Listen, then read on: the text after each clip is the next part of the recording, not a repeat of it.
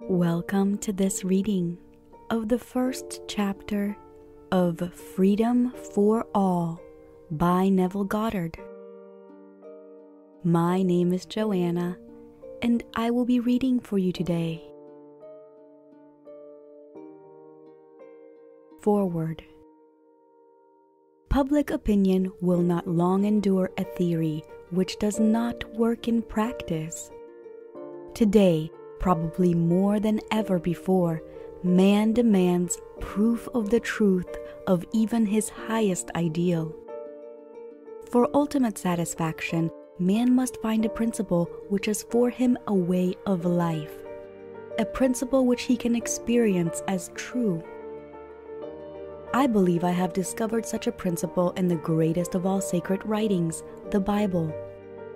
Drawn from my own mystical illumination, this book reveals the truth buried within the stories of the Old and New Testaments alike. Briefly, the book states that consciousness is the one and only reality, that consciousness is the cause and manifestation is the effect. It draws the reader's attention to this fact constantly, that the reader may always keep first things first. Having laid the foundation that a change of consciousness is essential to bring about any change of expression, this book explains to the reader a dozen different ways to bring about such a change of consciousness. This is a realistic and constructive principle that works. The revelation it contains, if applied, will set you free. Chapter 1. The Oneness of God. Hear, O Israel, the Lord our God is one Lord. Hear, O Israel. Hear, O man made of the very substance of God. You and God are one and undivided. Man, the world and all within it are conditioned states of the unconditioned one, God. You are this one. You are God conditioned as man. All that you believe God to be, you are. But you will never know this to be true until you stop claiming it of another and recognize this seeming other to be yourself. God and man, spirit and matter, the formless and the formed, the creator and the creation, the cause and the effect. Your Father and you are one.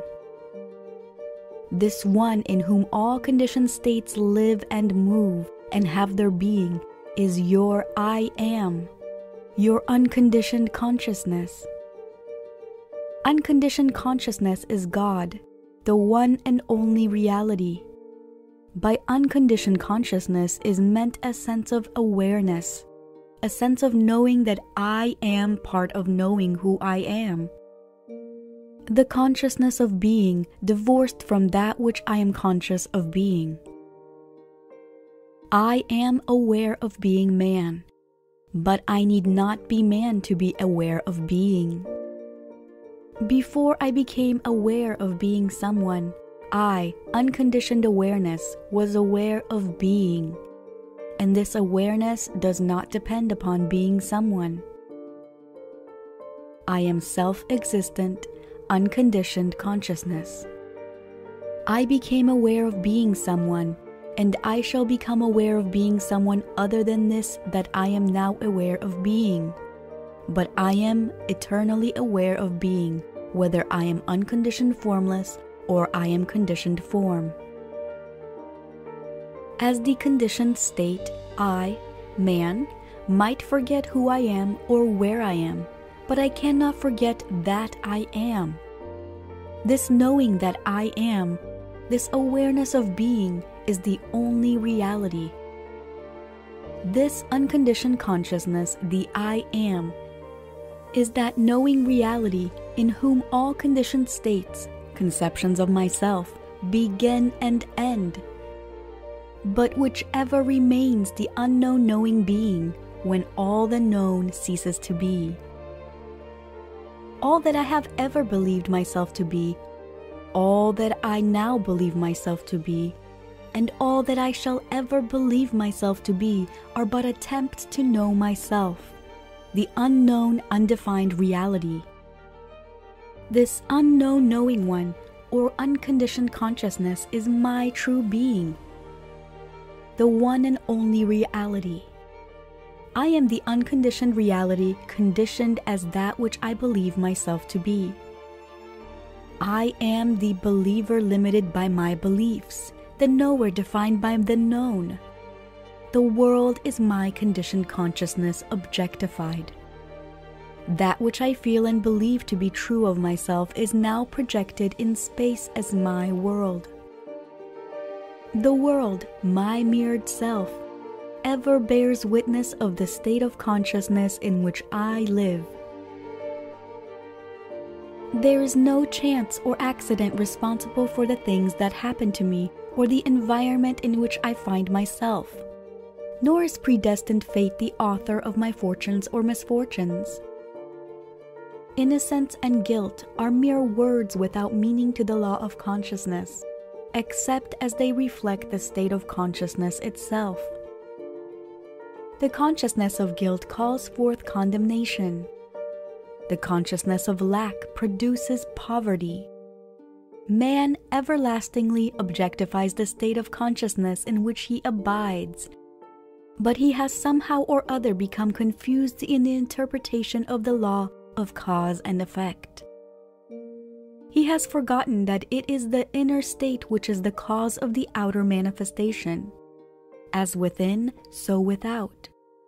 Correspondence, the second of the 7 principles of Hermes Trismegistus. And in his forgetfulness he believes that an outside God has his own peculiar reason for doing things, such reasons being beyond the comprehension of mere man.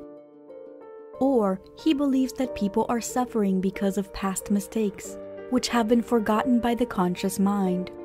Or again, that blind chance alone plays the part of God. One day man will realize that his own I amness is the God that he has been seeing throughout the ages, and that his own sense of awareness, his consciousness of being, is the one and only reality. The most difficult thing for man to really grasp is this, that the I amness is himself in God. It is his true being or father state, the only state he can be sure of. The Son, his conception of himself, is an illusion. He always knows that he is, but that which he is an illusion created by himself, the Father, in an attempt at self-definition. This discovery reveals that all that I have believed God to be, I am. I am the resurrection and the life, John 11:25, is a statement of fact concerning my consciousness, for my consciousness resurrects or makes visibly alive that which I am conscious of being. I am the door, John 10:2, 10:7, and 10:9. All that ever came before me are thieves and robbers, John 10:8. Shows me that my consciousness is the one and only entrance into the world of expression, that my assuming the consciousness of being or possessing the thing which I desire to be or possess is the only way by which I can become it or possess it, that any attempt to express this desirable state in ways other than by assuming the consciousness of being or possessing it is to be robbed of the joy of expression and possession.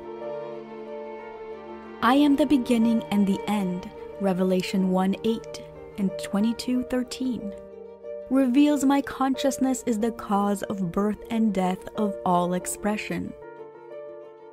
I am hath sent me, Exodus 3:14, reveals my consciousness to be the Lord, which sends me into the world in the image and likeness of that which I am conscious of being, to live in a world composed of all that I am conscious of. I am the Lord, and there is no God beside me, Isaiah 45:5, declares my consciousness to be the one and only Lord, and beside my consciousness there is no God. Be still and know that I am God, Psalm 46:10, means that I should still the mind and know that consciousness is God. Thou shalt not take the name of the Lord thy God in vain, Exodus 27. I am the Lord, and that is my name, Isaiah 42:8. Now that you have discovered your I am, your consciousness to be God, do not claim anything to be true of yourself that you would not claim to be true of God. For in defining yourself, you are defining God. That which you are conscious of being is that which you have named God. God and man are one. You and your Father are one, John 10:30. Your unconditioned consciousness, or I am, and that which you are conscious of being are one.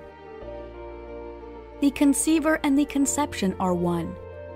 If your conception of yourself is less than that which you claim as true of God, you have robbed God, see Philippians 2:6, the Father, because you, the Son or conception, bear witness of the Father or conceiver.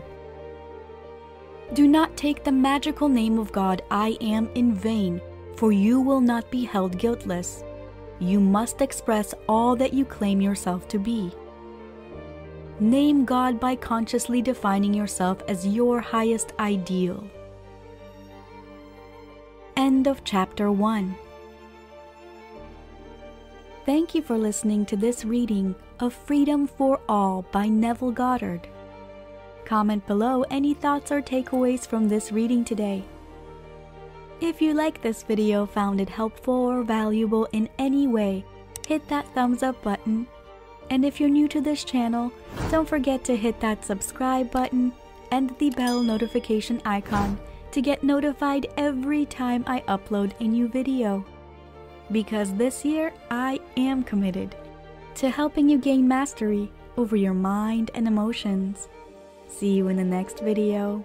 Bye.